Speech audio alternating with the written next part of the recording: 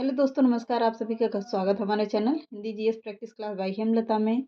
तो आप लोगों की तैयारी क्यों कितने दिन बचा है? आज है बृहस्पतिवार। आप लोगों की ये वीडियो शुक्रवार को मिलेगी, लेकिन तैयारी बिल्कुल लगातार करते रहिए क्योंकि आपके पास बिल्कुल भी टाइम नहीं है। जितना हो सके 2 दिन में पढ़ाई कर लीजिए और शनिवार को आप लोग रात में 11 बजे तक ही जागिएगा। इससे ज़्यादा बहुत कोशिश करिएगा कि 11 बजे के पहले आप लोग सो जाओ, साढ़े 10 11 बजे तक। अगर नींद पूरी रहती है ना, तो पेपर बहुत अच्छा होता है।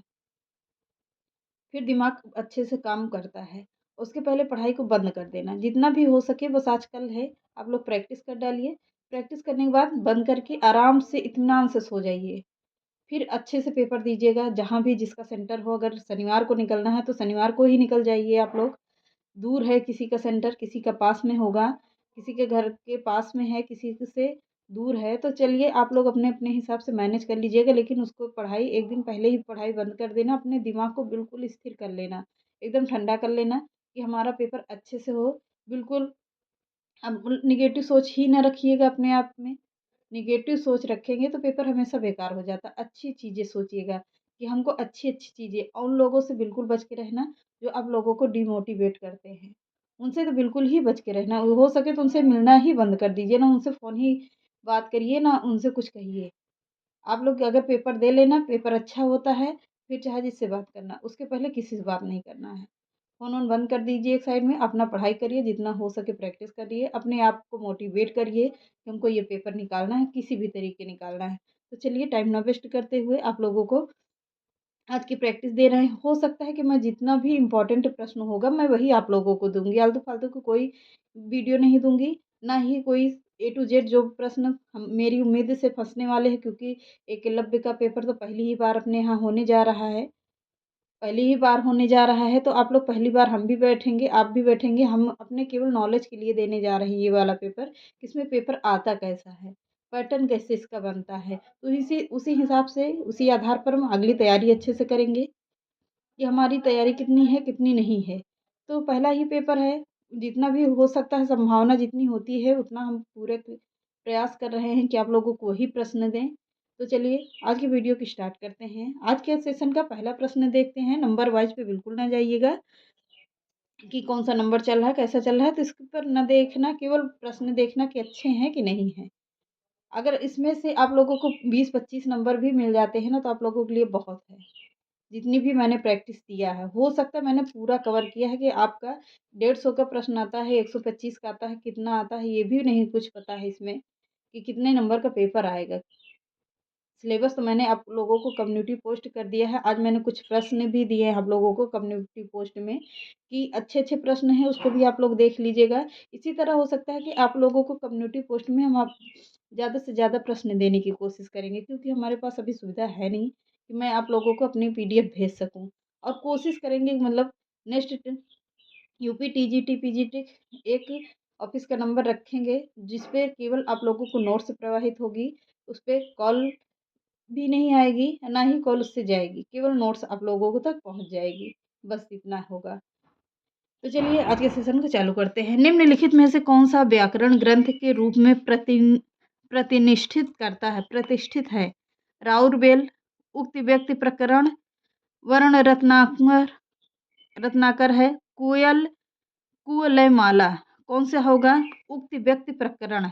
मैंने इसको भी आप लोगों को यूपी टीजीटी पीजीटी के में जो थ्योरी वाली क्लास दे रहे थे, इसको भी मैंने पढ़ाया है कि कुवलयानंद और उक्त व्यक्ति प्रकरण, इसको सबको मैंने बिल्कुल बेसिक से और एकदम तैयार करवा दिए है लमसम। तो पीडीएफ समरी आप लोगों को प्लेलिस्ट में मिल जाएगी, वीडियो जाकर देख लीजिएगा। आगे बढ़ते हैं। किस ग्रंथ में कलचुरी राजवंश के किसी सामंत की 7 नायिकाओं का नखशिख वर्णन है? नखशिख का मतलब क्या होता है? कि नाखून से लेकर सिर तक की जो भी बड़ाई करी जाती है, जो भी प्रशंसा की जाती है, उसी को ही क्या कहते हैं? नखशिख। समझ में आ गया होगा। नखशिख वर्णन है। वर्ण रत्नाकर, उक्त व्यक्ति प्रकरण, राउरबेल या कुवलय माला कथा में। तो किसमें है? कुवलय माला कथा में है। इसमें देख लीजिएगा, कुवलय माला कथा में कलचुरी राजवंश के किसी सामंत के साथ नाविकाओं का नखशिख वर्णन है। इतना समझ में आ गया होगा कि किसी भी राजा की भी प्रशंसा की जाती है ना, तो उसका नीचे से लेकर मतलब उसके पूरे राजमहल में जितना भी होता है पूरी प्रशंसा की जाती है, कितने काम अच्छा किया कितना बेकार किया, पूरा नक्शे का मतलब ही वही होता है। तो आगे देखते हैं, काल क्रमानुसार संगति क्रम क्या है। कुवलयमाला, उक्त व्यक्ति प्रकरण, राउरवेल, कीर्तिलता, या है कुवलयमाला, राउरवेल, उक्त व्यक्ति प्रकरण, कीर्तिलता, राउरवेल या कुवलयमाला या उक्त व्यक्ति प्रकरण क्या है। दिख नहीं रहा था, अब दिखा होगा। तो सेकंड ही ऑप्शन बिल्कुल इसका सही है। आगे इसमें देख लेते हैं, थोड़ा सा शॉर्ट में है। काल क्रमानुसार संगत क्रम में होगा क्या। कुवलयमाला में 8वीं शताब्दी का है, राउरवेल है 10वीं शताब्दी और 11वीं शताब्दी में माना जाता है। उक्त व्यक्ति प्रकरण कब हुआ था, 12वीं शताब्दी में हुआ था। कीर्तिलता 13वीं शताब्दी में हुआ था। तो आगे बढ़ जाते हैं। जो भी होता है हमसे कोशिश कर रहे हैं पूरा आप लोगों को समझाते हुए चलें और ज़्यादा से ज़्यादा चीज़ें बताते हुए चलें।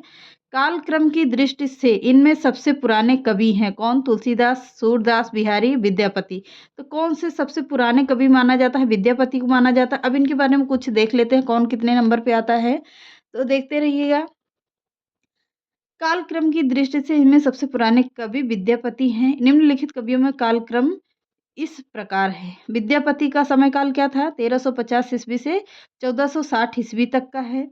सूरदास का है 1478 से लेकर 1583 ईस्वी तक है। तुलसीदास का है 1532 से लेकर 1623 ईस्वी तक का है। बिहारी का है 1595 से लेकर 1663 ईस्वी तक का है। तो इतना समझ में आ गया होगा। आगे बढ़ते हैं। अब इनका क्रम भी याद कर लीजिए आप लोग, आगे बढ़ जाइए। फिर भी आगे के प्रश्न देख लेते हैं। खड़ी बोली में सबसे पहले काव्य सृजन करने वाले कवि कौन हैं। खड़ी बोली के लिए तो आपको मैंने पढ़ाया है, मीर खुसरो ही माने जाते हैं। खड़ी बोली का अजायब घर भी इन्हें कहा जाता है। इनका जन्म कहाँ हुआ था, पटियाला नामक गांव में हुआ था। तो इनकी प्रथम बोली ही क्या है, खड़ी बोली माना जाता है। तो आगे बढ़ते हैं। निम्नलिखित में से कौन सा नाम नाथपंथी साधकों में शामिल नहीं है।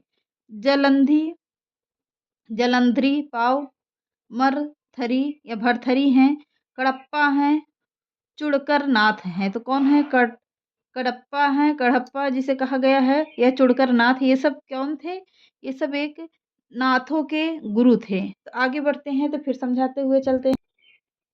अब इसमें देखिए, नाथ संप्रदाय के प्रवर्तक मत्स्येंद्र नाथ एवं गोरखनाथ थे। शिव के उपासक थे। उपासक नाथ योगियों की 9 संख्या कितनी थी, 9 थी, जिनमें से गोरखनाथ, मत्स्येंद्रनाथ, जलंधरनाथ, चौरंगीनाथ, गोपीचंद्रनाथ, भरथरी, चुड़करनाथ तथा जलंधरी पाव आदि ने नाथ साहित्य का विकास किया था। कड़प्पा आदिकाल हिंदू कवि हैं। सिद्धों की संख्या कितनी मानी जाती है, 84 मानी जाती है। अब इतना आगे बढ़ जाते हैं। गोरखवाणी नामक पुस्तक के संपादक हैं कौन है, हजारी प्रसाद द्विवेदी, डॉक्टर भागीरथी मिश्र या है डॉक्टर पीताम्बर दत्त भारद्वाज। तो सी ही ऑप्शन बिल्कुल सही है। आगे बढ़ते हैं। किस ग्रंथ में चंद्रबरदाई के छप्पयों का अजायब घर कहा गया है, किसे कहा गया है, शिव सिंह सरोज में है। आप लोगों को शिव सिंह सरोज को मैंने पढ़ाया है, जब टीजीटी की क्लास है उसमें मैंने पूरा पढ़ा दिया शिव सिंह सरोज के। अगर छोटी वीडियो देखना हो तो उस पर जाकर देख लेना कि शिव सिंह सरोज कैसे थे, कौन थे। आदिकाल काव्य ग्रंथों में कथा कहने की परंपरा को लक्ष्य करके पृथ्वीराज रासो के संदर्भ में किस आलोचक ने लिखा है कि कथा की परीक्षा इतिहास की दृष्टि से नहीं काव्य की दृष्टि से होनी चाहिए। पुरानी कथाएं काव्य ही अधिक हैं, इतिहास के एकदम नहीं है। किसने कहा है, किसकी लाइन है ये, तो किसकी होगी, हजारी प्रसाद द्विवेदी की है। आगे बढ़ते हैं।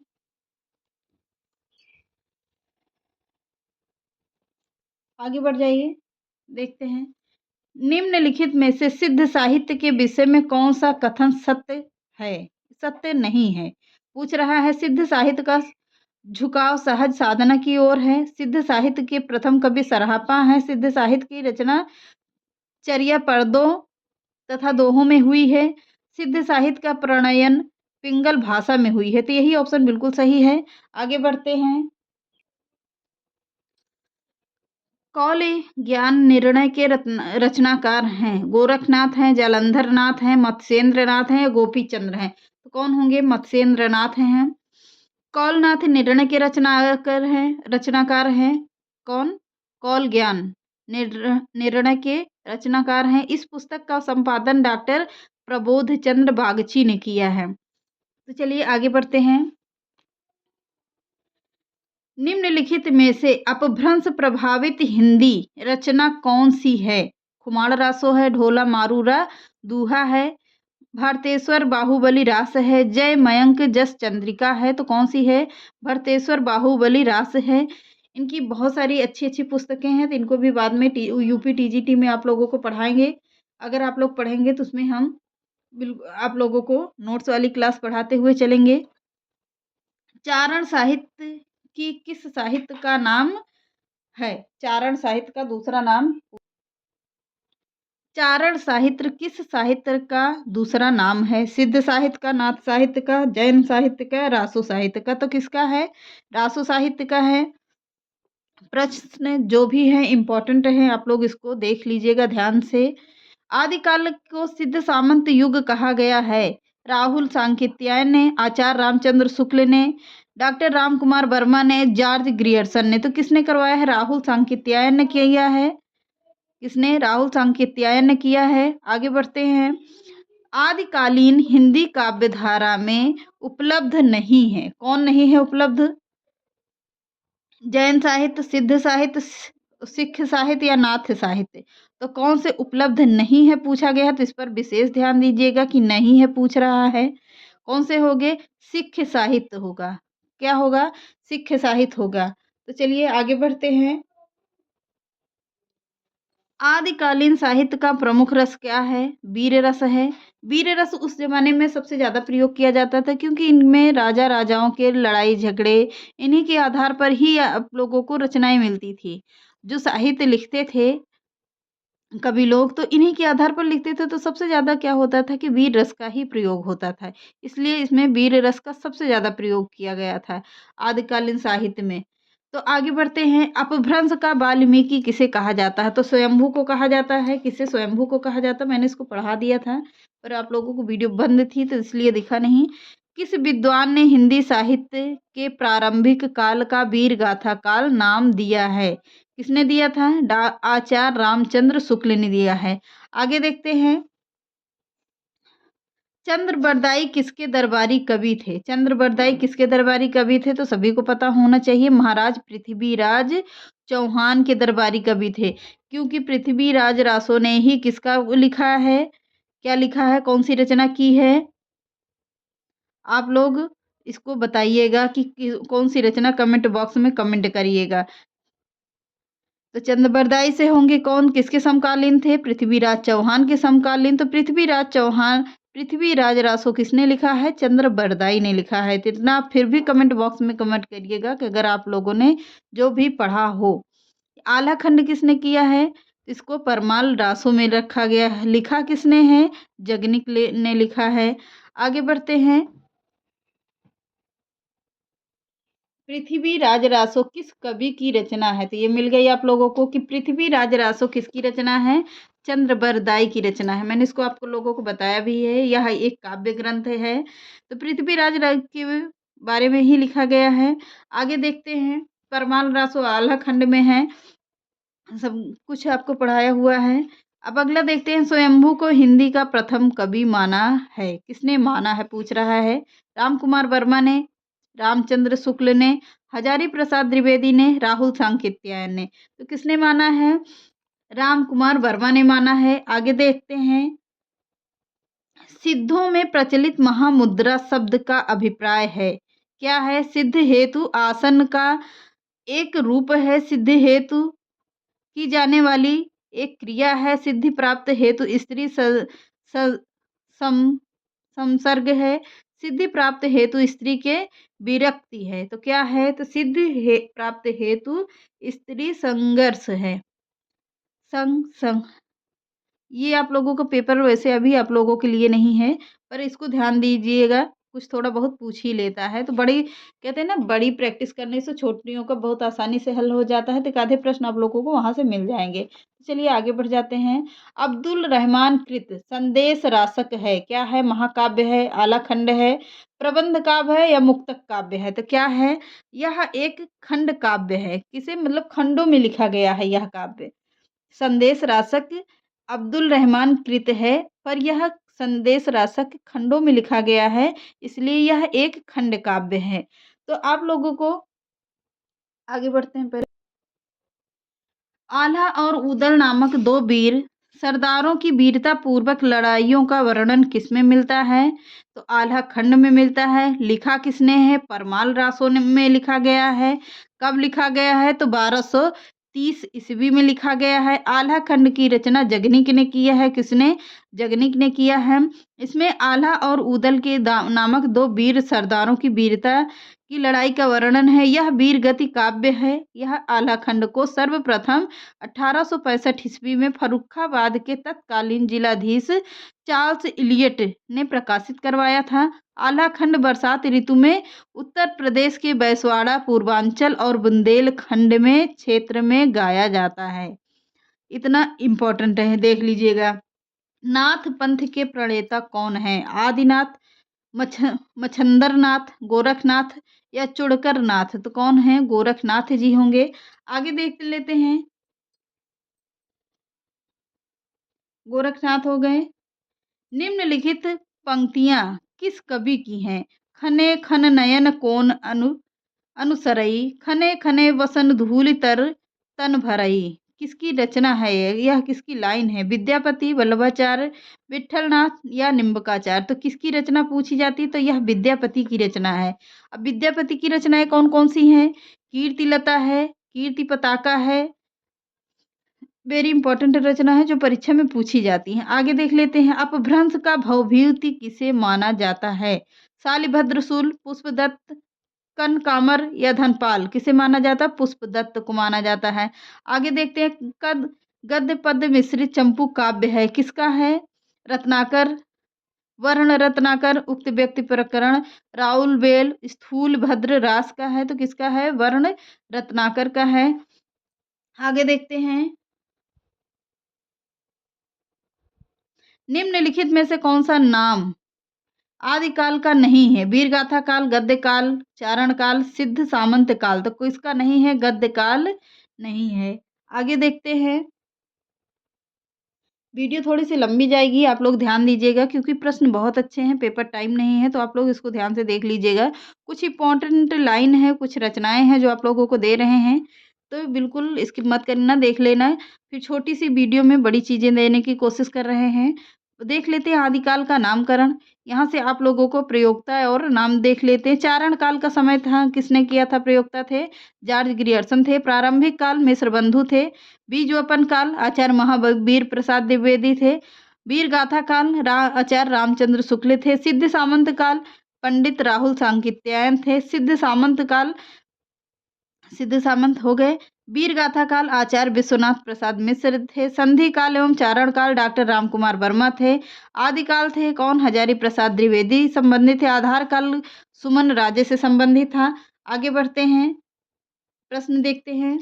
इनमें से कौन सा कवि आदिकाल का नहीं है? चंद्रबरदाई, जगनेक, नाभादास, दलपति? तो कौन नहीं होंगे? नाभादास नहीं है, बाकी ये तीनों हैं। चंद्रबरदाई, जगनेक, दलपति, विजय, ये तीनों लोग हैं।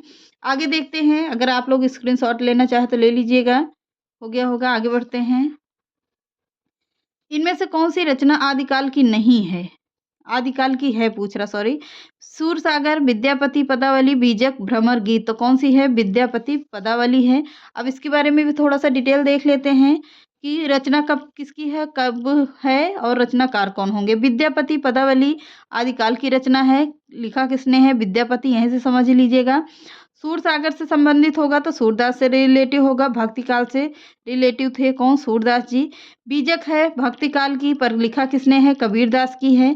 भ्रमर गीत है भक्ति काल की, पर लिखा किसने है? भ्रमर गीत सूरदास ने।